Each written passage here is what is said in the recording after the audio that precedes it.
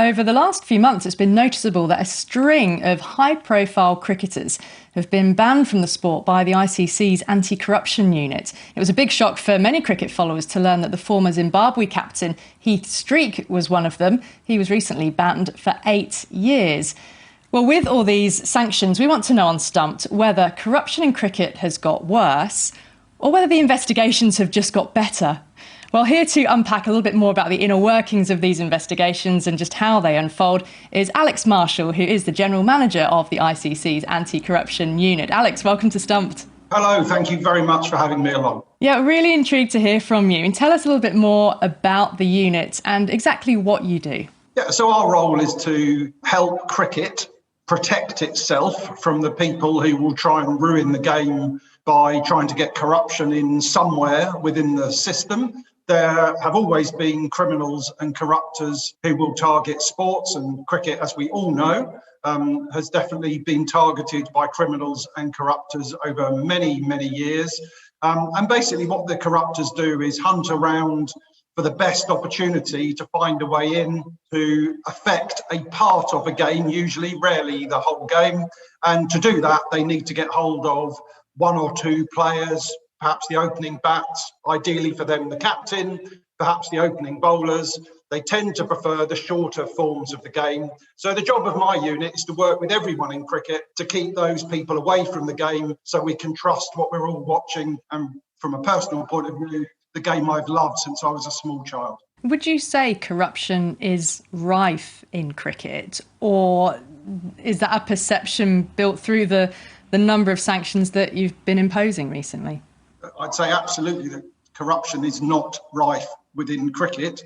What is rife and has been an ever-present for as long as we all remember, is that there are people who have looked for ways to corrupt cricket, and occasionally there are people who get compromised and who get hooked in, or who are greedy, or who somehow develop a vulnerability that the corruptors will look to exploit. And I think it's worth explaining. We have had quite a high number of cases come through in the last few weeks, and several people have received bans, periods of ineligibility, but really they are from work we were doing 18 months, 2 years, 2.5 years ago. And all the legal processes and the thoroughness of the investigation means they take quite a lot of time to come through, particularly if somebody wishes their case to be heard before an independent tribunal, which is their right. And then the tribunal then run the proceedings, and it's the tribunal that make a decision about whether someone is guilty or not and what sanction they will receive. Some people don't want to go to a tribunal. They accept what they've done. Frankly, they usually apologise for it, and they seek an agreed sanction with the ICC to avoid going to a tribunal. But no, I would say that corruption is absolutely not rife within cricket. We have a very clean game, particularly at the highest levels. I think we have a very clean game indeed. What is rife is, unfortunately, the world contains people who will always look to make large sums of money from illegal and corrupt activity, and they see cricket as an opportunity where they might get some success. Alex, it's Jim Maxwell in Sydney. Just a little bit more on corruption. Are the corruptors getting more sophisticated in the way they're doing their business, which makes them harder to get to discover? So yes, they are getting more sophisticated. So more often they're using highly encrypted communication techniques. They are disguising the ways that they move their money around. They are trying to be smarter about how they get into franchise tournaments. Perhaps, for example, in one of the lower level franchise tournaments, they'll put forward a franchise owner who has got a very clean record, who doesn't raise any red flags. But behind that franchise owner are the corrupt bookies who are looking to get access within that team, either for inside information or to affect play. I'm not sure I could say they're getting harder to catch, because increasingly we are narrowing down on the people who are trying to corrupt cricket. We are after them. We will go anywhere in the world to pursue them. We'll try and disrupt their activity. And I think the recent successes probably demonstrate that we're having some good success in working out who the corruptors are, how do we stop them, who have they got through to. And I think just the amount of intelligence we're getting from within the game, and I think this is a really important issue. 2 or 3 years ago, we were getting 200 or so pieces of information from people within cricket each year. We're now getting over 1,000. People are talking to us all the time about anything they think suspicious, and lots of young players have come forward, given evidence, appeared at tribunals and have done the right thing. So for me, it's feeling much healthier and we're getting much more confidence within the system to talk to us. Yeah, Alex, this is Charu Sharma from Bangalore for All India Radio. Yeah, well, it's sad at times to keep hearing these names of international cricketers who are obviously involved and have accepted the punishment. And also, if I were in your place, a little bit frustrating because you're obviously doing so much to keep corruption away, but so much more, obviously, Alex, needs to be done. So where would you now focus to try and somehow reduce this malady? First of all, I think we are making good progress. And when I look through the 20 or so people who have been found guilty or have admitted their guilt since 2016, 2017, a large proportion of those are not players. They are from the governance side of the game, administrators, people working in the backroom staff, support staff. So actually, it's not that often that it's players. But frankly, we go back to making sure that the game is able to protect itself.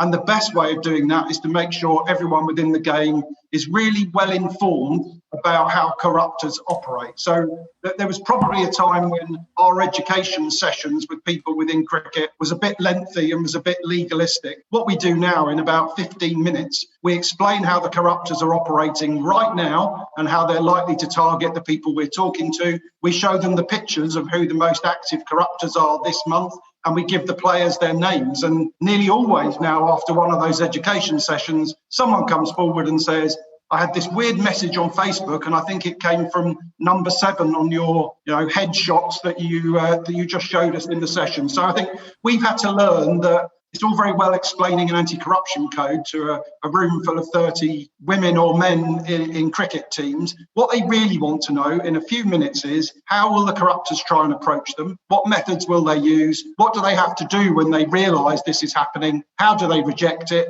How do they report it? And I think we're getting there. And I think the increased intelligence from people within the game, the higher number of reports, is a healthy sign. What I want to know, though, Alex, is once a player or a backroom staff or whoever it might be is banned from cricket or faces sanctions like that, what support is there to them? Is there a follow-up from the ICC, or are these people sort of cast out and become outcasts? So I think that's a really good question. So actually it starts a long time before that. When someone becomes a suspect within one of our investigations, for most people, that's a massively important issue in their lives. This probably, for someone within cricket, they've never experienced anything like this before, and it's a major moment in their lives. So right from the start, we always make sure that we refer that player to the player association speaker, for example, to make sure that if they want to seek any support, anything around their welfare, they've got someone they can talk to away from the ICC, nothing to do with us, who then will be able to support them as they go through the process. So that's very important. Hopefully people will come to the position of telling us the truth, and if they've been involved in something, accepting that.